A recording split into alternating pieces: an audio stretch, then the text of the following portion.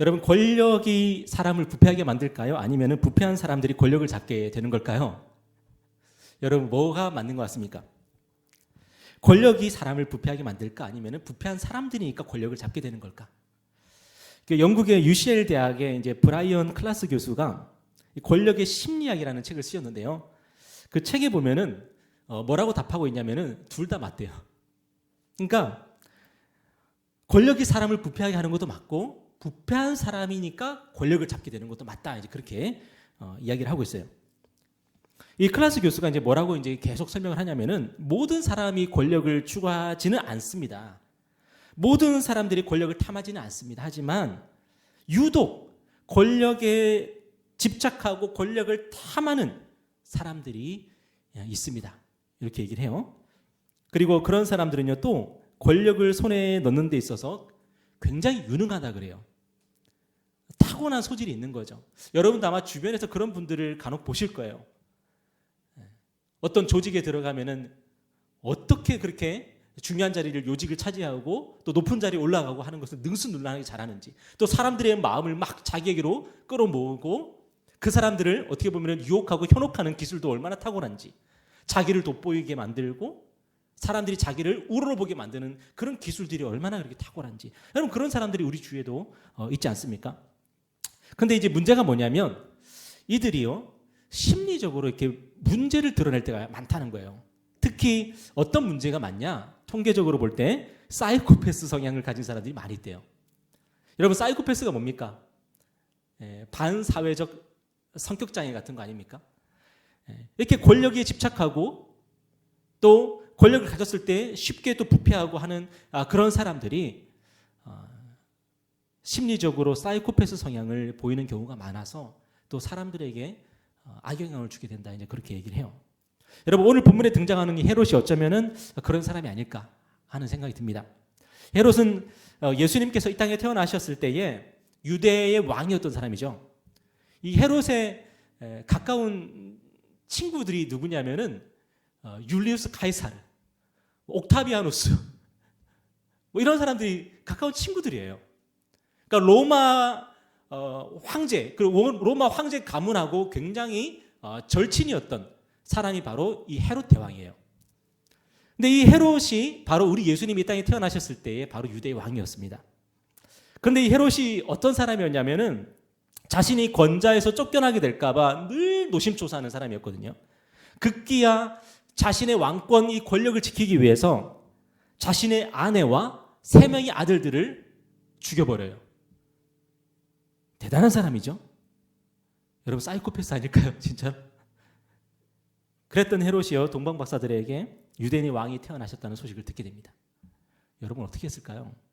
우리가 잘 아는 것처럼 즉시 우리 예수님을 죽일 음모를 꾸미게 되죠. 그리고 베들레헴에 있는 2살 미만의 영아들을 잔인하게 학살을 합니다. 여러분, 이게 지도를 보시면은, 지도를 보여주시겠습니까? 지도를 보시면은, 여러분, 베들레헴이 어디 있어요? 예루살렘에서 베들레헴은요, 겨우 8km 떨어져 있어요. 가깝습니까? 뭡니까? 가깝죠. 엄청 가깝죠. 걸어서도 충분히 갈 수 있고 말을 타고 가면 금방 갈 수 있는 거리입니다. 여러분, 헤롯이 베들레헴의 아기들을 죽여라고 명령이 떨어졌을 때에 그 명령이 얼마 만에 실행이 됐을까요? 즉각 실행이 됐겠죠? 군대가 그러면 저 식사하고 나중에 떠나겠습니다. 그랬겠습니까? 아니죠. 명령이 떨어지자마자 바로 즉각적으로 베들레헴으로 군대가 출동하지 않았겠습니까? 아마 반나절도 안 되어서 군대가 베들레헴으로 들이닥쳤을 것이고 즉각적으로 영아들이 학살이 됐을 거예요. 여러분, 그런데 오늘 본문을 보면은 우리 예수님은 그때 어떻게 되셨습니까?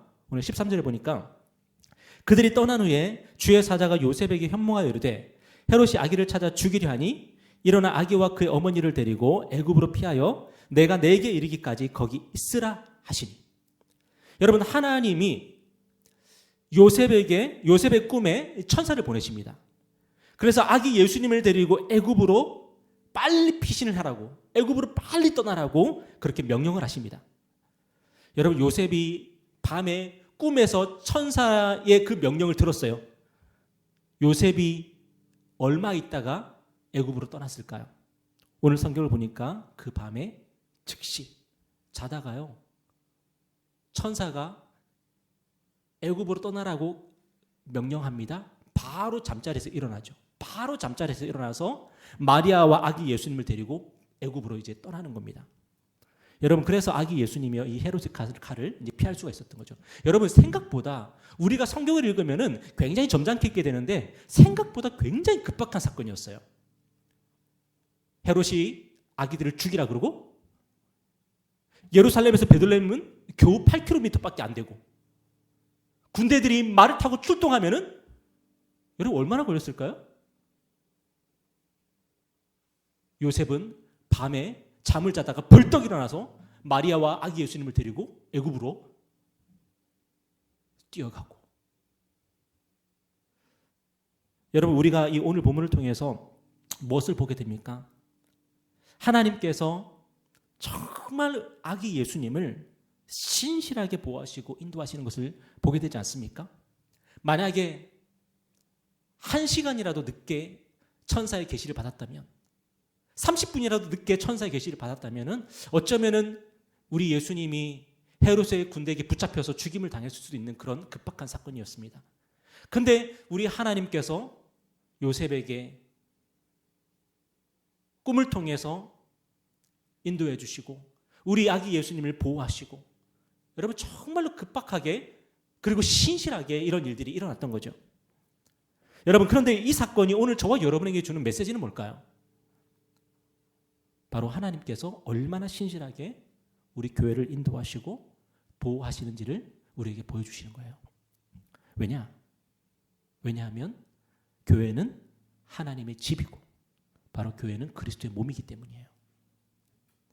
오늘 15절에 보면은 헤롯이 죽기까지 거기 있었으니 이는 주께서 선지자를 통하여 말씀하신 바 애굽으로부터 내 아들을 불렀다 함을 이루려 하심이라. 여러분, 아기 예수님이 애굽으로 피난을 떠나게 된 이 일이요, 그냥 단순히 그랬구나 이런 일이 아니라 역사의 반복입니다. 어떤 역사의 반복입니까? 야곱의 가족들이 애굽으로 피난을 떠났던 그 역사의 반복이죠. 창세기 41장을 보면은 야곱이 살던 그 때에 온 땅이 기근으로 타들어가기 시작합니다. 이른바 7년 풍년, 그 다음에 찾아온 7년 흉년입니다. 여러분, 우리는 7년 흉년하면 별로 느낌이 없어요. 우리는 흉년 때문에 고생한 적이 한 번도 없잖아요. 우리나라에 흉년이 들었다 그래서 여러분 우리가 먹을 거 못 먹고 마실 거 못 마신 적이 한 번도 없습니다. 그런데 역사적으로 보면은 7년 정도의 흉년이 일어났다 그러면요, 그건 거의 죽으란 얘기예요. 야곱도 이 흉년 앞에서 속수무책이었습니다. 그런데 하나님이 야곱과 그의 가족들을 어떻게 인도하시고 보호하셨어요? 요셉을 먼저 애굽으로 보내시고요. 그 요셉이 애굽의 총리가 되게 하시고, 그리고 야곱과 그의 가족들이 정말로 죽음의 그 위기 앞에 몰렸을 때에 하나님께서 그 야곱의 가족들을 요셉에게 데려가시고, 요셉은 자신의 그 권력을 가지고 자신의 그 권위를 가지고 자신의 부모와 형제 자매들을 애굽의 고센 땅에 거기에 딱 정착시키고, 그래서 야곱의 가족들이 그 7년 흉년 동안 해를 당하지 않도록 하나님께서 그 생명을 보호하시고 신실하게 인도하셨어요. 여러분, 그런데 왜 하나님이 야곱과 그의 가족들을 그렇게 보호하셨고 왜 그렇게 인도하셨을까요? 우리가 이걸 질문해야 되는 거거든요. 왜 예수님을, 그리고 왜 야곱의 가족들을 하나님께서 그렇게 신실하게 인도하시고 보호하셨을까요? 그 야곱과 그의 가족들은요, 바로 구약의 교회였기 때문이에요. 그들이 불쌍하고 그들만 불쌍해서 하나님께서 그들만 특별히 하나님께서 인도하시고 보호하셨던 것이 아니라 그들이 누구냐면 바로 하나님의 교회고, 하나님의 교회라는 말은 뭐냐면 그들은 하나님의 소유라는 거예요. 하나님의 소유된 백성이라는 거예요. 그래서 하나님께서 그들을 보호하시고 그들을 인도하셨던 거예요. 여러분, 오늘도 하나님이 우리를 보호하실까요? 하나님이 우리를 인도하실까요? 그렇습니다. 왜냐하면 우리가 교회이기 때문입니다. 우리가 하나님의 소유된 백성이기 때문입니다. 만약 하나님께서 우리에게 친절을 베푸신다면 과연 그렇게 하실 이유가 있을까요? 왜 하나님이 우리에게 친절을 베푸셔야 되죠? 왜 하나님이 우리를 인도하시고 왜 하나님이 우리를 보호하시고 왜 그렇게 하셔야 되죠? 만약에 하나님께서 우리의 기도를 들으시고 우리가 작은 신음을 했을 때도 우리의 작은 신음에도 응답하신다면 왜 하나님이 그렇게 하셔야 되죠? 우리가 하나님의 교회고 하나님의 백성이 아니라면 그럴 이유가 없어요. 하나님은 우리에게 빚진 것이 하나도 없으니까요. 여러분, 제가 왜 유교미를 먹이고 입히고 재우고 제가 왜 그렇게 해야 됩니까? 제가 왜 그렇게 해야 되죠? 그들이 저의 자녀이기 때문에 제가 그렇게 하는 거죠. 제가 저들의 아빠이기 때문에 그렇게 하는 거 아닙니까? 여러분, 야곱과 그의 가족들은요, 하나님의 백성이었습니다. 하나님의 소유된 백성이었고 그들은 구약의 교회였습니다. 그리고 아기 예수님은 누구십니까? 하나님의 아들이시죠. 우리는 누굽니까? 우리는 하나님의 교회고 하나님의 소유된 백성이고 그리스도 예수 안에 있는 자들이죠. 그래서 하나님이 우리에게 무엇을 느끼실까요? 하나님이 우리에게 책임감을 느끼시는 거예요. 그리고 우리를 신실하게 인도하시고 보호하시는 그 하나님이 우리와 함께 하시는 거예요. 여러분, 그래서 우리가 새해를 시작하면서 우리가 오늘 회복해야 되고 우리가 붙들어야 될 것이 하나 있는데 그게 뭐냐면 내가 바로 하나님의 교회구나라고 하는 사실을 우리가 다시 한번 깨달아야 되는 거예요. 내가 하나님의 것이구나. 내가 하나님의 소유구나. 여러분, 이 정체성을 확실하게 붙들고 나아가는 그런 한 해가 되었으면 좋겠습니다. 여러분, 우리는 누굽니까? 그리스도 안에 있는 사람들입니다. 우리는 교회 안에 있는 사람입니다. 그렇기 때문에 하나님하고 너무나도 하나님께 우리는 중요한 사람들이에요. 물론 하나님께서 우리를 보호하시고 인도하신다고 해서 우리를 늘 편안한 길로 인도하시는 건 아닙니다. 오늘 본문에서 요셉과 마리아 그리고 아기 예수님이요, 어떻게 보호를 받고 어떻게 인도를 받습니까? 베들레헴에서 애굽까지 또 뛰어가요. 이 거리가 무려 120km였거든요. 지난주에 나사렛에서 베들레헴까지 거의 한 150km 정도 했었어요.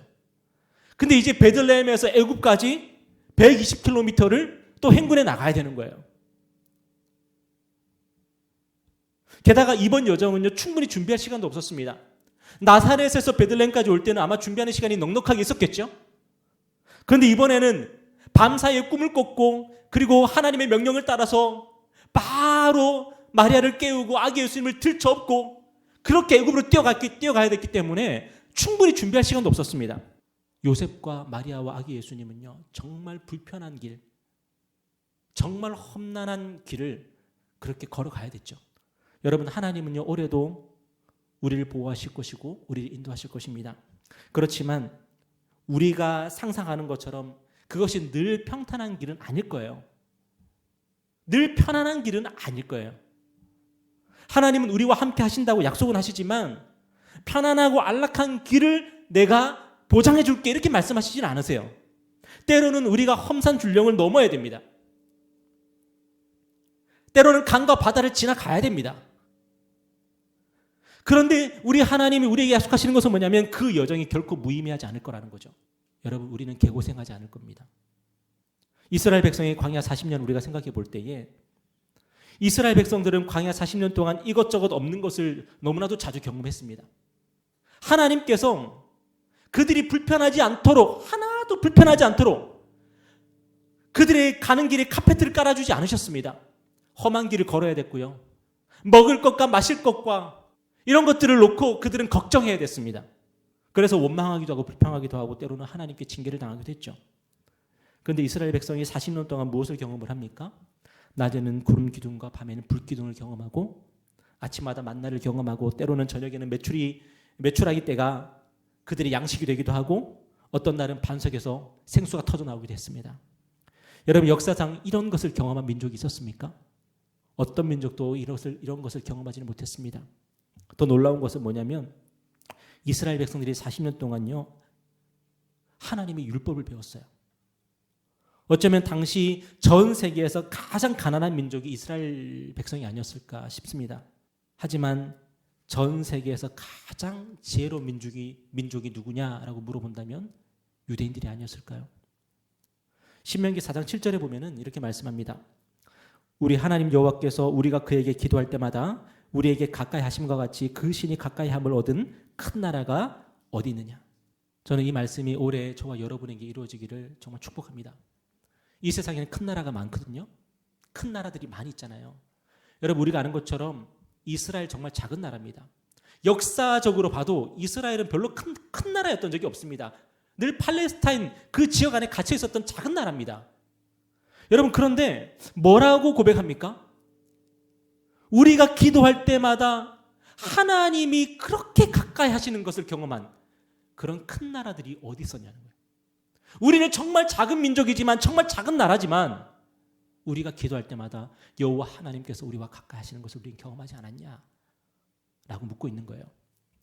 어쩌면 우리는 2023년도 올해도 고생하면서 광야의 길을 걸어야 될지도 모르겠습니다. 하나님께서 내 광야의 길 안 걷게 해줄게. 탄탄대로 평탄한 길 내가 보장해줄게. 하나님이 그렇게 약속하지 않으셨으니까요. 하지만 그것이요, 우리에게 문제가 되지는 않을 것입니다. 하나님의 자녀들이 광야의 길을 걷는 것은요, 이상한 일이 아닙니다. 여러분, 성경을 펼칠 때마다 우리가 볼 수 있는 정말 일상적인 그런 장면들이에요. 하나님의 백성들은 늘 고난과 함께했고, 박해와 함께했고, 늘 원수와 늘 싸워야 했고, 모함을 당해야 됐고, 그렇게 어려운 일을 많이 당했습니다. 우리 주님도 요셉과 마리아를 따라서 광야의 길을 걸어서 그 애굽으로 피난을 가지 않으셨습니까? 우리 예수님도 그렇게 하셨어요. 중요한 것은 뭡니까? 중요한 것은 우리가 기도할 때에 하나님께서 우리에게 가까이 하시겠다고 약속하시는 거예요. 우리가 하나님을 믿는다면, 그리고 믿음으로 우리가 기도한다면 하나님께서 우리와 가까이 하는 것을 경험하는 그런 한 해, 그런 우리의 평생을 하나님이 약속하십니다. 우리가 비참한 것은요, 가난하기 때문에 비참한 것이 아니래요. 세상 사람들은 가난하니까 비참하다 그러지만 하나님은 우리가 가난해서 비참하지 않다고 말씀하세요. 그러면 우리가 비참할 때가 언제일까요? 우리가 그리스도인이라고 하면서 하나님이 나와 가까이 계시는구나, 이것을 경험하지 못하는 거, 이게 비참한 거예요. 하나님이 어디 계신지 모르겠다, 하나님이 나와 함께하지 않으시는 것 같다, 이것이 우리를 비참하게 하는 거예요. 저는 교육전도사 시절을 참 가난하게 보냈던 것 같아요. 신학대학원을 다니면서 늘 등록금이 필요했거든요. 그런데 제가 사역했던 이 교회가 등록금을 안 주는 거예요. 그래서 저는 기도할 수밖에 없었습니다. 그런데 제가 믿음이 연약해서 그런지 저는 기도할 때에 등록금을 주신다는 확신을 갖지를 못했어요. 그래서 뭐라고 기도했냐면은, 등록금 안 생기면 하나님 저 신학대학원 그만두겠습니다. 저는 항상 그렇게 기도했어요. 등록금이 없는데 제가 어떻게 학교를 다닙니까? 저는 그만두겠습니다. 이런 식으로 기도했는데, 놀랍게도 매 학기마다 이렇게 저렇게 등록금이 채워지는 거예요. 그런데 이제 물론 은혜롭고 참 감사했는데, 문제는 뭐냐면은 매 학기마다 그렇게 노심초사하면서 조바심을 내면서 그렇게 안절부절하면서 그렇게 기도하면서 하나님이 막 등록금 채워주시니까 이제 지치는 거예요. 좀 안전하게 살고 싶은 거죠. 안정적으로 살고 싶은 거죠, 저도. 그래서 이제 3학년이 되어서 등록금을 주는 교회로 제가 교회로 옮겼습니다. 덕분에 기도하지 않아도 등록금이 늘 채워지는 거죠. 등록금을 내주는 거죠. 여러분, 그런데 제가 늘 생각합니다. 제 삶이 언제 가장 풍성했는가? 제 삶이 언제 가장 풍요로웠는가? 제가 생각을 해보면은 등록금 달라고 하나님께 기도하고, 등록금 안 주면은 하나님 저 신대원 그만두겠습니다 하면서 기도했을 때, 그때 제가 영적으로 가장 풍성했던 그런 기억을 지금도 가지고 있어요. 여러분, 혹시 하나님께서 우리로 하여금 광야의 길을 걷게 하실까요? 안 하실까요? 여러분, 예상이 되시죠? 올해도 분명히 우리는 광야의 길을 걸을 때가 있을 것입니다. 험한 길을 걸을 때가 있을 것입니다. 강을 건너야 되고 그럴 때가 있을 것입니다. 그런데 하나님은 우리가 기도할 때마다 우리에게 가까이 하시는 하나님이 되어주시겠다고 약속을 하십니다. 그래서 어쩌면 우리에게 날마다 기도 제목을 주시는지 몰라요. 여러분, 우리는 그것을 뭐라고 생각을 하냐면 결핍이라고 생각을 합니다. 문제라고 생각을 합니다. 나는 왜 이게 없지? 나는 왜 이게 안 풀리지?라고 우리는 생각을 하지만 하나님은 우리에게 그러한 것들을 허락하실 때에 어떤 관점으로 주시냐면은 자, 오늘 네가 기도할 기도 제목이다라고 주시는 거죠. 그리고 그 기도 제목을 주시면서 우리에게 뭐라고 또 말씀하세요? PS 하시면서 기도하면 내가 네 옆에 있을 거야. 하나님이 가까이 하시겠다고 하시면서 우리에게 기도 제목을 주세요. 저와 여러분의 삶에 모든 것이 다 채워질 수 있죠. 하나님은 충분히 그렇게 하실 수 있죠. 그런데 저와 여러분의 삶에 그 모든 것들이 채워질 때 우리는 과연 기도할까요? 우리는 하나님의 이름을 부를까요? 안 부를까요? 여러분 어떻게 생각하십니까? 하나님은 우리와 가까이 하기를 원하시는 하나님이십니다. 그리고 하나님은 능히 우리를 풍성하게 하실 수 있는 하나님이십니다. 여러분, 저와 여러분의 삶 속에 결핍과 그 모든 문제를 하나님이 나에게 주신 기도 제목이라고 우리는 재해석할 수 있는 그런 믿음이 있었으면 좋겠어요. 그리고 우리가 하나님께 기도할 때마다 하나님께서 우리와 함께 하시고 우리와 가까이 하시고 우리와 동행하여 주시는 그런 은혜들을 경험하는 그런 한 해가 되기를 바랍니다. 오늘도 우리는 베들레헴에서 애굽까지의 먼 여정을 행군해야 됩니다. 여러분, 우리가 포기하지 않고 끝까지 갈 수 있을까요? 없을까요?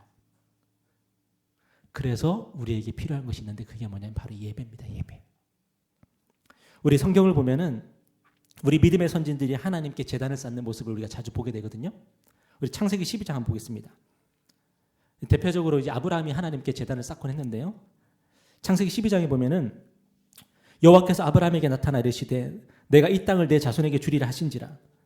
자기에게 나타나신 여호와께 그가 그곳에서 제단을 쌓고 거기서 베델 동쪽 산으로 옮겨 장막을 치니 서쪽은 베델이요 동쪽은 아이라. 그가 그곳에서 여호와께 제단을 쌓고 여호와의 이름을 부르더니.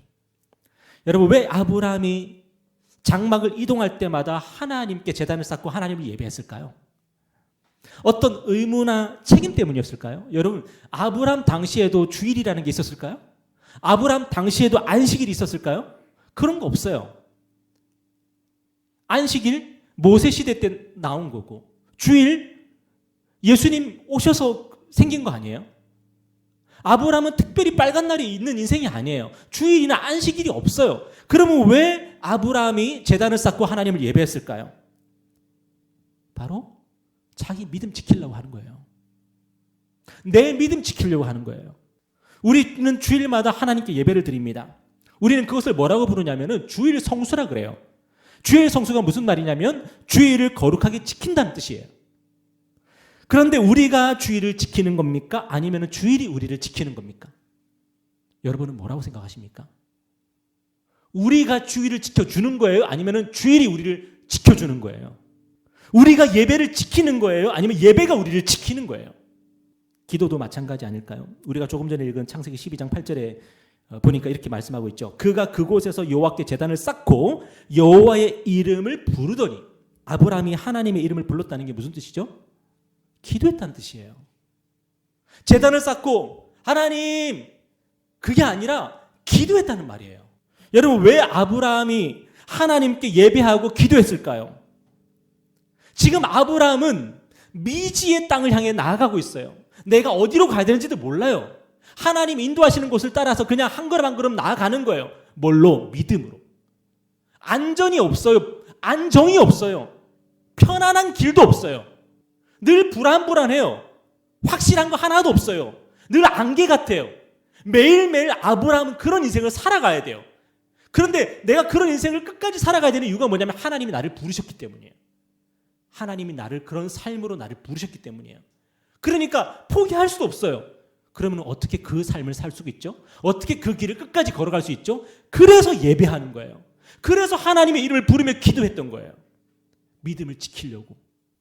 오래전에 어느 교회에서 제가 부목사로 사역할 때에 담임 목사님께서 이게 좀 몸이 안 좋으셨어요. 그래서 수요일 저녁 예배를 인도하고 나면 이제 목요일 새벽은 제가 인도를 했거든요. 근데 제가 목요일 새벽 인도하는데 목요일 날 굳이 또 나오시는 거예요. 그래서 제가 정말 충언을 드렸어요. 목사님, 수요 저녁 인도하고 나셔서도 피곤하시는 것 같은데 목요일에는 제가 알아서 할 테니까 안 나오셔도 될 것 같습니다. 그렇게 말씀드렸더니 그 목사님이 기도 안 하면 내가 죽어, 그렇게 얘기하시더라고요. 기도 안 하면 내가 죽어. 여러분, 이게 이해가 되십니까? 수요 저녁 예배를 인도하고 목회자들이 되게 체력이 떨어지거든요. 그리고 그 다음날 새벽 예배에 안 나가도 돼요. 부목사가 인도해요. 그런데도 굳이 나와서 기도하는 이유가 뭘까요? 여러분은 그게 이해가 되십니까? 몸이 편한 게 더 낫지 않을까? 왜 그렇게 몸을 혹사시키면서 그렇게 새벽에 나와서 기도하시지? 여러분, 그게 이해가 되십니까? 제가 올해에 우리가 매일 아침에 이제 기도하겠다고 제가 말씀을 드렸는데 여러분은 어떻게 생각하세요? 아침에 좀 더 자는 게 낫지 않을까요? 저도 그렇고요. 여러분도 그렇고요. 아침에 좀 더 자야지. 뭐하러 아침에 그렇게 우리가 일어나가지고 일찍 일어나서 그렇게 기도하고 뭐하러 그렇게 하냐? 여러분, 그런 생각 들지 않습니까? 근데 우리 하나님께서 우리에게 뭐라고 말씀하실까요? 너희들 기도 안 하면 죽는다 말씀하시는 거예요. 몰라요. 체력적으로는 괜찮을지 모르겠지만 우리 영혼이 숨 막혀서 죽는다는 거예요. 그래서 우리 믿음의 선배들이 기도를 뭐라고 불렀어요? 영혼의 호흡이라 불렀어요. 영혼의 호흡. 기도 안 하면 숨 막혀서 죽는 거예요. 말씀은 우리 영혼의 양식이고 기도는 우리 영혼의 호흡이에요. 말씀 안 먹으면은 우리는 영적으로 기진해요. 힘이 없어요. 기도 안 하면 우리는 영적으로 숨이 너무 막혀요. 너무 인생이 답답해요.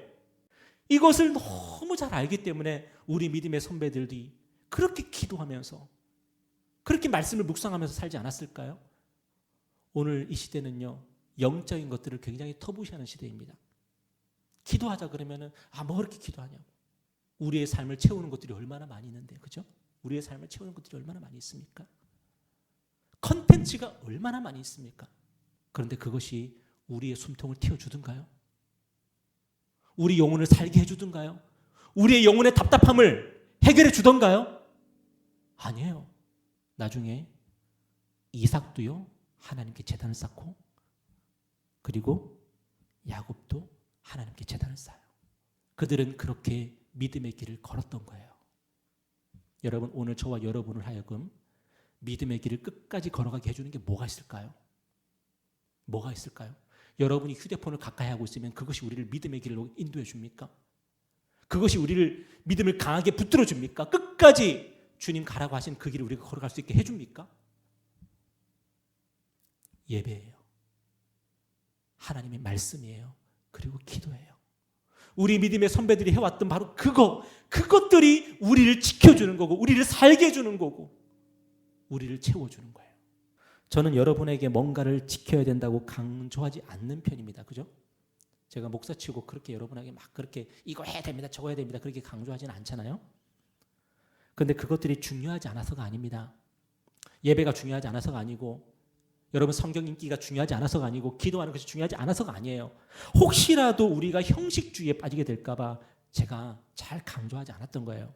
그럼에도 불구하고 예배와 기도와 헌금과 봉사 이 모든 것들이요, 우리에게 너무나도 중요한 것들입니다. 왜냐하면 하나님께서 이 모든 것들을 통해서 우리를 지켜주고 계시는 거예요. 여러분, 영적으로 죽어 있는 사람들의 특징이 있습니다. 백발백중 예배가 죽어 있어요. 기도가 죽어 있어요. 백발백중입니다. 100%입니다. 반대로 영적으로 살아있는 사람들은요, 100% 일단은 예배와 기도가 살아있습니다. 야곱은 외삼촌이 사는 밧단 아람으로 가는 도중에 광야에서 정말 죽을 뻔했습니다. 그는 절망했고 그래서 밧단 아람으로 갈 힘과 여유가 전혀 없었습니다. 그런 야곱이 다시 살아날 수 있었던 이유가 있었는데 그게 뭐냐면 창세기 28장 18절에 보니까 한번 다 같이 읽어볼까요? 자, 시작. 야곱이 아침에 일찍 일어나 베개로 삼았던 돌을 가져다가 기둥으로 세우고 그 위에 기름을 붓고. 야곱이 광야에서 살아났습니다. 그 이유가 뭡니까? 하나님을 만났어요. 그리고 하나님 앞에 예배드려요. 하나님께 제단을 쌓고 하나님의 이름을 불러요. 야곱의 할아버지가 했던 일이잖아요. 야곱의 아버지가 했던 그 일이잖아요. 제단을 쌓고 예배하면서 하나님의 이름을 부르는 거. 그런데 야곱이요, 평생 처음으로 자기 스스로 하나님을 예배하기 시작하는 거예요. 여러분, 그 힘으로 하나님 주신 소망 가지고 바단 아람으로 갈 수 있었던 거거든요. 그리고 그 바단 아람에서 외삼촌이 그렇게 자기를 힘들게 하고 괴롭히는데도 불구하고 그 삶을 견뎌냈던 거거든요. 여러분, 2023년도 저와 여러분 앞에 평탄한 길이 펼쳐질까요? 아니면은 고생길이 펼쳐질까요? 불행하게도 올해는 경제 전망이나 지표가 너무 좋지 않습니다. 어쩌면 우리는 각오를 단단히 해야 될지도 모르겠습니다. 그런데 우리가 광야와 같은 척박한 곳에서도요, 살 수 있는 비결이 있습니다. 겨우 생존하는 게 아니라 진짜 인간답게 살 수 있는 비결이 있습니다. 그게 뭐냐면 하나님을 예배하고 그분 앞에 나가서 그분의 이름을 부르고, 그렇게 하나님과의 교제 속에서 우리가 살아갈 때에 우리는 광야의 길을 넉넉하게 이겨낼 수가 있는 거예요. 제가 다른 건 몰라도 이거 하나는 확실하게 알고 있습니다. 여러분이 예배를 회복하면 행복해질 것입니다. 그리고 여러분이 기도를 회복하면 담대해질 것입니다. 우리가 아까 설교 전에 본 영상에서 이런 말씀이 나오지 않습니까? 역대하 29장 11절 한번 다 같이 읽어볼까요? 자, 시작. 내 아들들아, 이제는 게으르지 말라. 여호와께서 이미 너희를 택하사 그 앞에 서서 수종들어 그를 섬기며 분향하게 하셨느니라. 여러분, 히스기야가 왕이 되었을 때에 남유다가 굉장히 힘들었습니다. 그 당시에 전 세계를 호령하고 있었던 나라가 인류 역사상 가장 잔인한 제국이었다고 하는 아수르 제국이었어요. 그 아수르 제국이 아람을 집어삼켰고 북이스라엘까지 집어삼켰어요. 이제 조그만 나라 남유다만 남았어요. 그리고 그 아수르가 남유다를 집어삼키면 그 다음에 애굽으로 쳐들어가려고 하는 거죠. 그 나라가 풍전등화의 상황 속에 있을 때에 그때 히스기야가 개혁을 하기 시작하는데 가장 먼저 했던 개혁이 뭐냐면 바로 예배를 회복하는 거였어요. 목회자들을 불러 모아서 당신들 이제 게으르지 마십시오. 예배를 깨우십시오. 기도를 깨우십시오. 이제는 말씀을 가르치십시오. 성전을 회복하십시오. 히스기야가 그 목회자들을 불러 모아서 다시 우리가 하나님을 예배합시다. 그렇게 나오는 거예요. 우리 함께 다시 기도합시다. 그렇게 나오는 거예요.